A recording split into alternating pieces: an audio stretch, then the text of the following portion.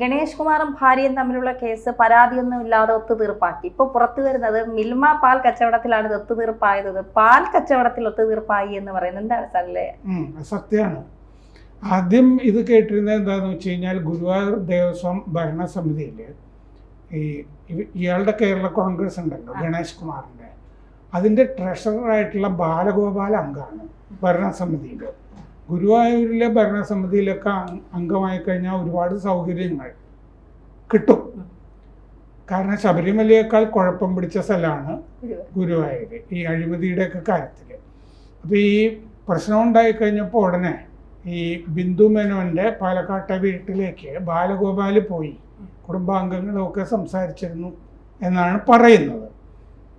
അപ്പോൾ പല കാര്യങ്ങളുമൊക്കെ പറഞ്ഞു. മാത്രമല്ല, ഒരു സീറ്റും കൂടി കിട്ടണം കേരള കോൺഗ്രസ് ബിക്ക് എന്ന് ഗണേഷ് കുമാറിന് ഉണ്ടായിരുന്നു.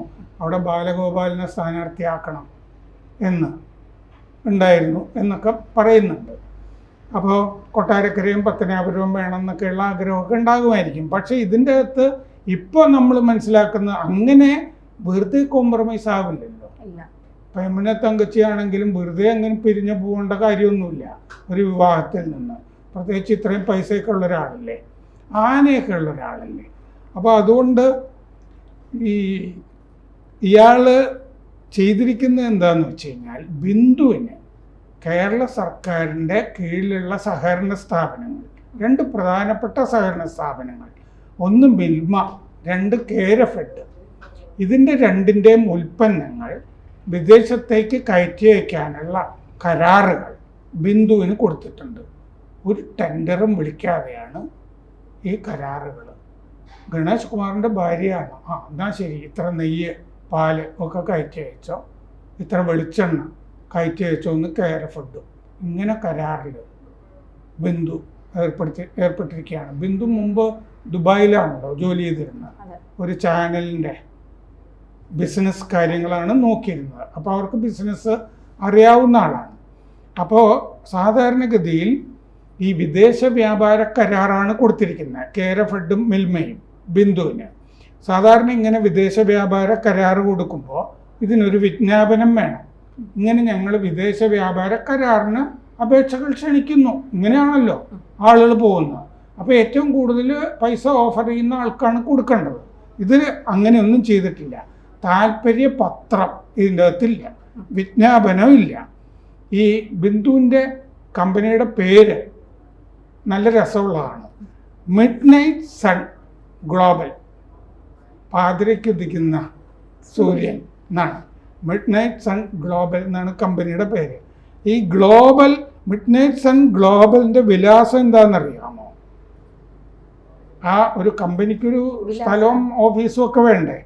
Zindagi, KRA 144A, Kudappanakunnu. ഇത് ഗണേഷ് കുമാറിൻ്റെ വീടാണ്. സിന്ദഗി എന്ന് പറഞ്ഞാൽ ജീവിതമാണല്ലോ ഹിന്ദിയിൽ. സിന്ദഗി KRA 144A, അതാണ് മിഡ് നൈറ്റ് സൺഡേ ബിന്ദുവിൻ്റെ കമ്പനിയുടെ വിലാസം. അത് ഗണേഷ് കുമാറിൻ്റെ വീടാണ്. അപ്പം അങ്ങനെ ഒഴിയാൻ പറ്റില്ല ബിന്ദുവിനെ. ഇത് വിവാഹം മാത്രമല്ല, ഒരു കച്ചവടം കൂടിയാണ്. കച്ചവടത്തിൽ രണ്ട് പങ്കാളികൾ വരുമ്പോഴേ ഉടനെ പാർട്ട്ണറാണല്ലോ. ഈ ജീവിതത്തിലെ പാർട്ട്ണർ മാത്രമല്ല, കച്ചവടത്തിലും.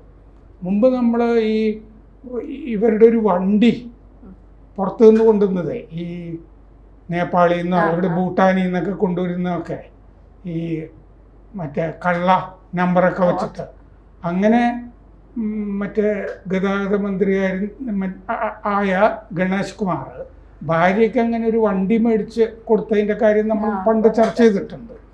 അപ്പോൾ ബിന്ദുവിനെ കൈയച്ച് സഹായിക്കുന്ന ഒരാളാണ് ഗണേഷ് കുമാർ. അപ്പോൾ ഇതിൻ്റെ അകത്ത് കേരഫെഡിൻ്റെ വെളിച്ചെണ്ണ ദുബായിലേക്ക് ആണ് കയറ്റി അയക്കുന്നത്. മിൽമ ഉൽപ്പന്നങ്ങൾ ന്യൂസിലൻഡിലേക്കാണ് ബിന്ദു കയറ്റി അയക്കുന്നത്. അപ്പോൾ മൊത്ത വ്യാപാര ഏജന്റിന് വെളിച്ചെണ്ണ വിൽക്കാൻ കരാർ വേണ്ട എന്നാണ് കേരഫെഡ് ഇതിന് ന്യായം പറയുന്നത്. ഹോൾസെയിൽ വിൽപ്പനയ്ക്ക് കരാർ വേണ്ട എന്നാണ് അവർ. പക്ഷേ അങ്ങനെയാണെങ്കിൽ ബിന്ദുവായിട്ടല്ലാതെ വേറൊരാളുമായിട്ടും ഇങ്ങനൊരു കരാറില്ല. അതെന്തുകൊണ്ട് എന്നുള്ള ചോദ്യമുണ്ടല്ലോ. ഇങ്ങനെ ബിന്ദുവിന്റെ കാര്യത്തിൽ മാത്രമാണ് ഇങ്ങനൊരു ഇളവ് കൂടിയുള്ള കരാറ്. മത്സരമില്ലാതെ കരാറ്, മത്സരം എന്ന് പറഞ്ഞാൽ ടെൻഡർ വിളിക്കാതെ കരാർ ശരിയല്ല എന്ന് ഈ സഹകരണ വകുപ്പിലൊക്കെ ഉദ്യോഗസ്ഥന്മാരൊക്കെ ചൂണ്ടിക്കാണിച്ചിരുന്നതാണ്. അങ്ങനെയാണ് ഈ വാർത്ത പുറത്തു വരുന്നത്. 2025 ജനുവരി മുതൽ മാർച്ച് വരെയുള്ള കാലത്ത് 6 ടൺ വെളിച്ചെണ്ണ ഇവർ കയറ്റി അയച്ചു ബിന്ദു. നവംബറിൽ 20 ടൺ വെളിച്ചെണ്ണ കേരഫെഡിൻ്റെ കയറ്റി അയച്ചു. മോശമല്ല കച്ചവടം.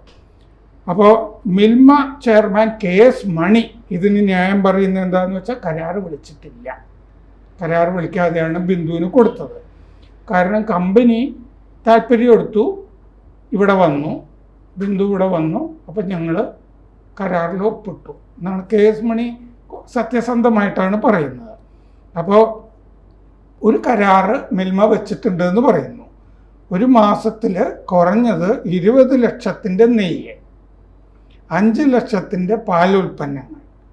ഇത് തീർച്ചയായും കച്ചവടം ചെയ്തിരിക്കണം. 20 ലക്ഷത്തിൻ്റെ നെയ്യ്, 5 ലക്ഷത്തിൻ്റെ പാലുൽപ്പന്നങ്ങൾ. ഇത്രയും നെയ്യും പാലും ഒക്കെ കച്ചവടം ചെയ്യുന്ന ബിന്ദു ഗണേഷ് കുമാറും എന്തുകൊണ്ട് ഉണ്ണികൃഷ്ണൻ പോറ്റിയെ പരിചയപ്പെട്ടില്ല എന്നുള്ളൊരു അത്ഭുതമില്ലേ? ഉണ്ട് സർ, തീർച്ചയായിട്ടും. കാരണം എല്ലാ ഇടപാടുകളും ഇതുപോലെ കൃത്യമായി നടക്കാത്ത എല്ലാ ഇടപാടുകളും ഉണ്ണികൃഷ്ണൻ പോറ്റി അറിയാറുണ്ട് എന്നുള്ളതാണ്. പക്ഷെ എന്തുകൊണ്ട് ബിന്ദുവിന്റെ ഗണേഷ് കുമാറിന്റെ അടുത്ത് എത്തിയില്ല എന്നുള്ളത് നമ്മൾ അറിയാത്തതാണോ എന്നറിയില്ല. അത് പ്രശ്നമുണ്ട്. കാരണം ഒരു തട്ടിപ്പുകാരന് ഒരു മന്ത്രി എന്നുള്ളതാണ് ഈ സർക്കാരിൻ്റെ നയം. അപ്പോൾ ഉണ്ണികൃഷ്ണൻ പോറ്റിയെ കടകംപള്ളി നേരത്തെ ഏറ്റെടുത്തല്ലോ, അതുകൊണ്ട് അത് ഇവിടെ നടക്കില്ല.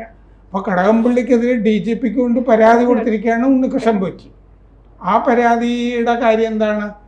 പ്രതിഭ കഴക്കൂട്ടംകാരി ഇങ്ങയുടെ മണ്ഡലത്തിലുള്ളതാണ് മന്ത്രിയുടെ 10 സെന്റ് വിറ്റു ഉണ്ണികൃഷ്ണൻ പോറ്റിക്ക്.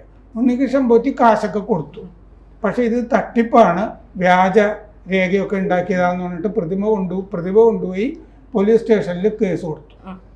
പിന്നെ തുമ്പ പോലീസ് സ്റ്റേഷനിൽ വെച്ചും മധ്യസ്ഥതയ്ക്ക് മന്ത്രി പോയിട്ടില്ല. മന്ത്രി തുമ്പ പോലീസ് സ്റ്റേഷനിൽ ഒരൊറ്റ തവണ 10 വർഷത്തിനിടയ്ക്ക് പോയിട്ടുള്ളൂ എന്നാണ്. അത് ഈ കാര്യത്തിന് അല്ല, മറ്റൊരു കാര്യത്തിനും പോയിട്ടില്ല. അന്ന് ഒരു പ്രാവശ്യം മുഖ്യമന്ത്രി ഒരു പരിപാടി ഉദ്ഘാടനം ചെയ്യാൻ പോലീസ് സ്റ്റേഷനിൽ വന്നപ്പോൾ അവിടെ പോയി എന്നുള്ളതല്ലാതെ ഇന്ന് വരെ പോലീസ് സ്റ്റേഷനിൽ, ആ തുമ്പ പോലീസ് സ്റ്റേഷനിൽ പോയിട്ടേ ഇല്ല. അത് പക്ഷെ മന്ത്രി നേരത്തെ മറ്റേയാളുടെ വീട്ടില് കുട്ടിയുടെ മറ്റേ 28-നാണോ മറ്റേയാളുടെ സപ്തതിക്കാണോ ഓർമ്മയില്ല എന്നൊക്കെ പറഞ്ഞിരുന്നുണ്ട്. രാജു അബ്രഹാമിനും തീരെ ഓർമ്മയുണ്ടായിരുന്നില്ല. കുറച്ച് കഴിഞ്ഞ് ഇതിൻ്റെ ചിത്രം ഉണ്ടെങ്കിൽ ശരിയാണ്, ഞാൻ ഒരു തവണയോ മറ്റോ തുമ്പയിൽ പോയിട്ടുണ്ടെന്ന് കടകംപള്ളി പറയുമായിരിക്കും. ഇതാണ് ഇതിൻ്റെ അവസ്ഥ. കൂടുതൽ വാർത്തകളും വിശേഷങ്ങളും നിങ്ങളിലേക്ക് എത്താൻ ABC മലയാളം സബ്സ്ക്രൈബ് ചെയ്യുക, ബെൽ ബട്ടണും അമർത്തുക.